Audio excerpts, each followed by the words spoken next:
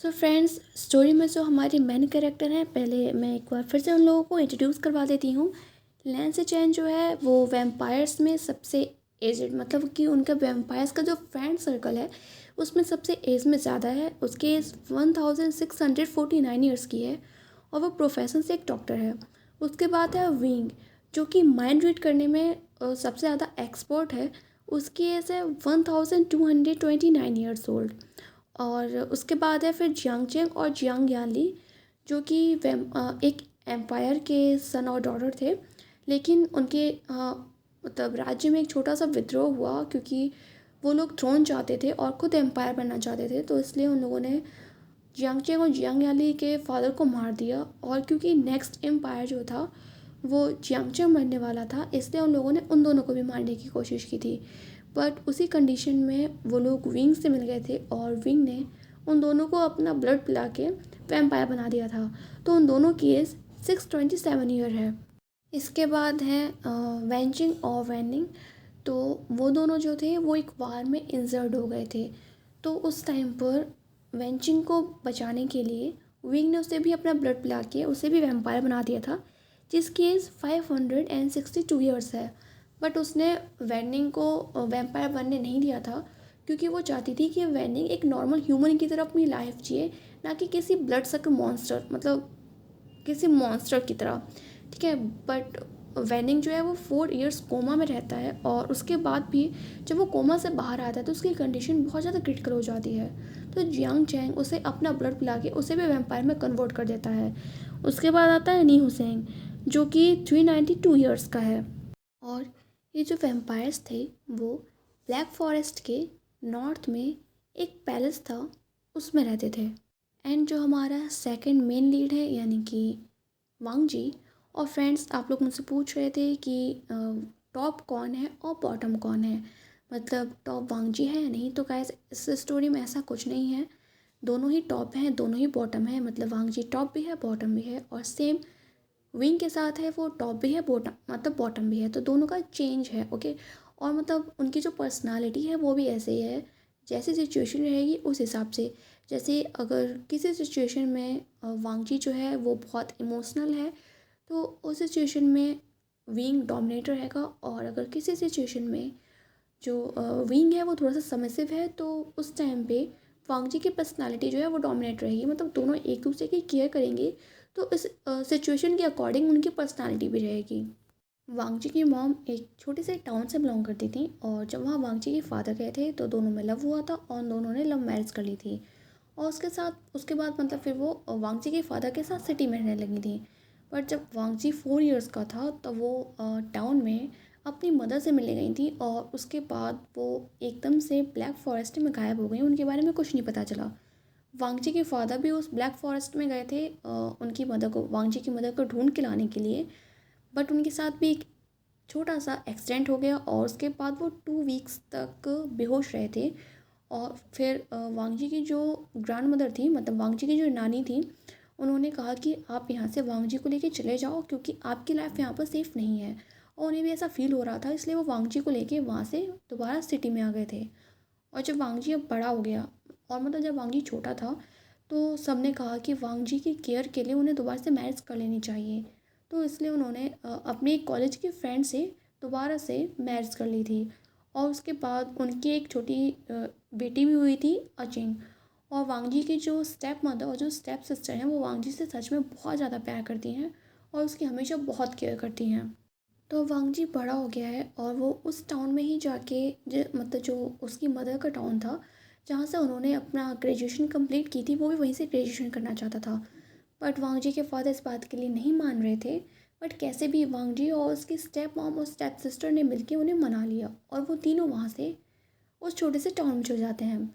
Town में जाने के बाद, पूरे सेटल हो जाने के बाद, कॉलेज स्टार्ट होने में टाइम था, इसलिए वो लोग वैसे ही मार्केट में घूमने चले जाते हैं और एक शॉप में एंटर हो जाते हैं, जो कि मैजिकल शॉप थी। और वहाँ पर कोई भी नॉर्मल ह्यूमन नहीं जा सकता था, सिर्फ सुपर नेचुरल क्रिएचर ही एंटर हो सकते थे। और उस शॉप की जो ओनर थी, मिया मिया, वो वांगजी को देख के शॉक थी, क्योंकि उन्हें उसे कहीं से भी समझ नहीं आ रहा था कि ये कौन सा सुपर नेचुरल क्रिएचर है। वांगजी जो था वो उसे ह्यूमन लग रहा था। इधर जो पैलेस में वैम्पायर्स रहते थे विंग और उसके फ्रेंड्स उन लोग को भी ऐसा आभास हो गया था, मतलब उन लोग को ऐसा सेंस हो रहा था, फील हो रहा था कि इस टाउन में कोई बहुत ही ज़्यादा पावरफुल क्रिएचर आया है। और वो लोग उसके बारे में पता करना चाहते थे, क्योंकि अगर वो कोई एविल क्रिएचर हुआ जो ह्यूमंस को या वैम्पायर्स को नुकसान पहुंचाना चाहता है, तो उसके बारे में उन लोग को पता करके और उसे मारना होगा। क्योंकि ये जो वैम्पायर्स थे वो मतलब ह्यूमंस का ब्लड सक नहीं करते थे, सिर्फ एनिमल्स के ब्लड पे फीड करते थे, या फिर हॉस्पिटल में जो ब्लड बैंक मतलब ब्लड के जो पाउचेस मिलते हैं उनका यूज़ करते थे।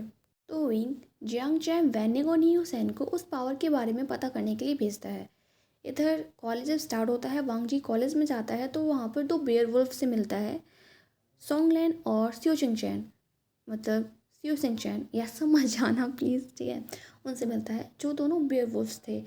वो लोग जब वांग जी की आंखों में देखते हैं तो उनको थोड़ी देर के लिए ऐसा लगता है कि वांग जी कोई सुपर नेचुरल क्रिएचर है, बट उसके बाद उससे वांग जी से कोई पावर फील नहीं होती। तो वो लोग वांग जी के बारे में वो लोग भी जानना चाहते थे कि आखिर ये कौन है, तो वो उससे फ्रेंड बन जाते हैं, उसके आसपास रहने लगते हैं। उसके बाद जब कॉलेज ख़त्म हो जाता है तो वांग जी अपने सिस्टर को कॉलेज से पिक करता है, और उसके बाद वो अपनी नानी के घर जाता है, जो कि वांग जी की मदर और उसकी सिस्टर को कुछ खास पसंद नहीं करती थी। वांग जी की जो नानी है वो वांग जी को 3 ब्रेसलेट देती हैं, जो और कहती हैं कि इन तीनों ब्रेसलेट को तुम तीनों परमानेंट पहने रहना। वांग जी उन ब्रेसलेट को लेके अपने घर चला जाता है। इधर सोंगलैन और सियो चिंग चैन ब्लैक फॉरेस्ट में वो भी जाते हैं, नॉर्थ मतलब साउथ की तरफ, क्योंकि ब्लैक फॉरेस्ट के साउथ में वेयरवुल्व्स का एक ग्रुप रहता था जिसे वो लोग कबीला बोलते थे, और उस ग्रुप का जो लीडर होता था उसे सरदार। ये जो वेयरवुल्व्स थे वो भी मतलब फालतू में किसी पे अटैक नहीं करते थे। ये लोग भी ह्यूमंस और वैम्पायर्स के साथ पीसफुली रहते थे, जब तक कि वो सामने से उन पे अटैक ना करें। ये सिर्फ अपनी प्रोटेक्शन के लिए उन पे अटैक करते थे, बट जो विचेस थी उनसे इनका थोड़ा सा पड़ता नहीं था, क्योंकि विचेस जो थी वो हमेशा उन पे अटैक करती रहती थी, उन्हें हंट करती रहती थी, और वे वो उसका शिकार करती रहती थी अपनी पावर्स या अपने किसी किसी पोर्शंस या किसी लिक्विड या कोई भी मैजिक करने के लिए। तो विचेस से इनकी ज़्यादा नहीं पड़ती, तो ये लोग भी विचेस पे ज़्यादा जल्दी गुस्सा हो जाते हैं। तो सोंगलान और सियो चिंगचैन उन लोगों को बताते हैं अपने सरदार को कि हमें ऐसी ऐसी पावर फील हुई है, बट सरदार कहता है कि हमें तो ऐसा कुछ फील नहीं हुआ है। तो वो उस पर ज़्यादा ध्यान नहीं देते, बट फिर भी कहते हैं कि तुम उस बॉय पे नज़र रखना। और ये सुनने के बाद वो सियो चिंगचैन और सोंगलान फोर्ट से वापस आ जाते हैं, क्योंकि वो लोग अभी उस टाउन में ही रह रहे थे अपनी स्टडी कंप्लीट करने के लिए। और उन दोनों के पेरेंट्स नहीं थे, क्योंकि वो सरदार के बेटे को बचाते हुए उन दोनों का हंट हो गया था, उनको विचेस ने मार दिया था। और मैं भूल गई आपको बताना, जब वांगजी कॉलेज से बाहर आ रहा था तब वो जियांगचैंग से टकराया था, क्योंकि वहाँ पर जियांगचैन, नी हुसैन और वैनिंग तीनों के तीनों कॉलेज के गेट के बाहर खड़े थे, क्योंकि उनको कॉलेज में से ही कोई पावर फील हो रही थी। और जब वो टकराए तो जियांगचैंग मतलब जब जियांगचैंग वांगजी से टकराया तो उसको कुछ टाइम के लिए तो ऐसा फील हुआ जैसे उसकी जो एनर्जी थी, जो पावर थी, वो एकदम से घट गई हो। बट उसको कुछ टाइम बाद ही, लगभग 10-15 सेकंड बाद ही, उसको ऐसा फील हुआ कि उसकी पावर पहले से ज़्यादा बढ़ गई थी। वांगजी घर पे जाता है और वो ब्रेसलेट जो उसकी नानी ने दिए थे वो अपनी स्टेप मदर को दिखाता है, और वो तीनों ब्रेसलेट पहन लेते हैं। वो तीनों जैसे ही उस ब्रेसलेट को पहनते हैं वो उनकी स्किन के कलर का हो जाता है और एकदम गायब हो जाता है। ये देखिए अचिंग बहुत खुश हो जाती है, क्योंकि उसको लगता है कि ये मैजिकल ब्रेसलेट है, और ये उसकी जो नानी है, मतलब स्टेप जो भी कह लो, उनको मैजिक आता है। पर जो वांगजी की स्टेप मदर थी वो उस ब्रेसलेट को देख के कोई ज़्यादा शॉक नहीं लग रही थी। उसके बाद वो वांगजी से पूछती हैं कि वांगजी क्या हुआ, तुम्हें क्या कोई क्वेश्चन पूछना है। तो वांगजी उसको उसके कॉलेज में जो एक्सपीरियंस हुआ था वो बताता है कि एकदम से वो चक्कर मतलब उसको एकदम से लगा कि उसकी एनर्जी बढ़ गई, और फिर उसको एकदम से चक्कर आने लगे और उसको काफ़ी वीक फील होने लगा। ये सुनते ही उसके स्टेप मदर पूछते हैं कि क्या तुमने मेडिसिन खाई। वांगजी मना कर देता है, तो उसको मेडिसिन ला के देती हैं और कहती है कि तुम्हारी मेडिसिन ख़त्म होने वाली है, बट मैं ले आऊँगी। सब लोग नॉर्मली खाना पीना खा के सो जाते हैं, और जो वांगजी के स्टेप मदर हैं वो वांगजी की जो नानी थी उनके घर जाती हैं और उनको बताती हैं कि वांगजी की मेडिसिन वगैरह ख़त्म हो गई है।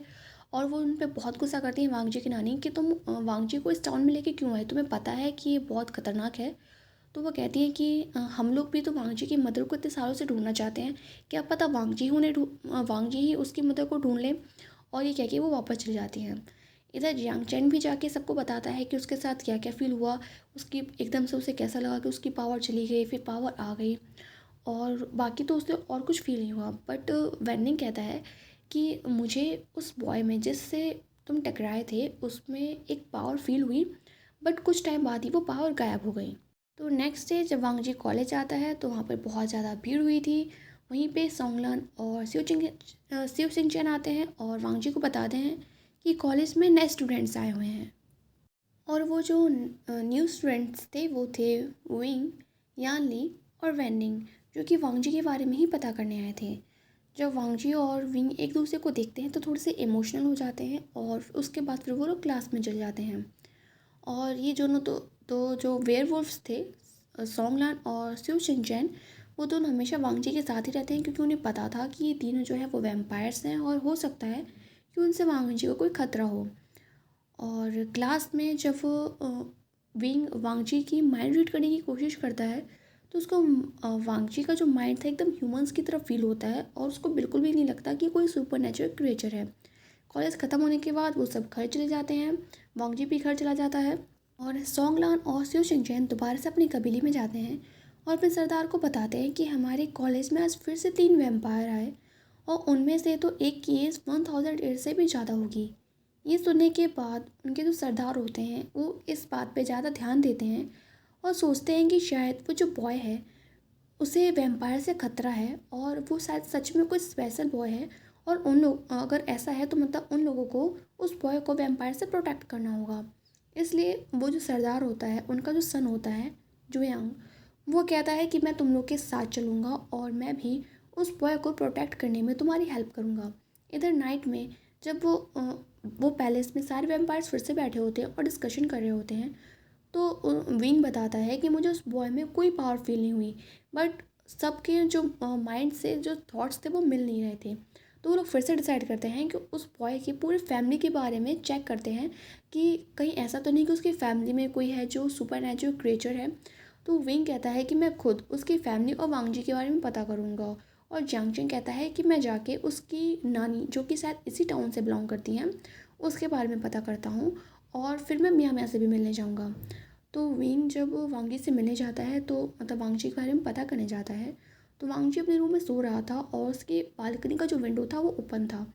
उससे विंग वांग जी के रूम में एंटर हो जाता है और उसको पता नहीं चलता कि कब वो वांग जी के पास जाके बैठ जाता है और सडनली वांग जी उसको हक कर लेता है और फिर वो दोनों वैसे ही हक करके सो जाते हैं। मॉर्निंग में जब विंग की नींद खुलती है तो वो काफ़ी शॉक था कि उसके साथ ये क्या हुआ, बट वो तुरंत वांग जी के जागने से पहले ही वहाँ से हट जाता है और थोड़ी बहुत जो भी उसे इन्फॉर्मेशन मिल सकती थी वो कलेक्ट करके वापस पैलेस में चला जाता है। विंग को देखे सब शॉक थे क्योंकि उसे इतनी सी इन्फॉर्मेशन कलेक्ट करने में बहुत टाइम लगा था। तो सब लोग कहते हैं कि अभी तक तो विंग ने उसके पूरे ख़ानदान की इन्फॉर्मेशन कलेक्ट कर ली होगी, पर विंग को एम्बेरसमेंट फील हो रहा था क्योंकि ऐसा कुछ नहीं था। तो विंग उन लोग को बताता है कि वो जो तीनों हैं वांग जी उसकी मदर सिस्टर सब ह्यूमन हैं।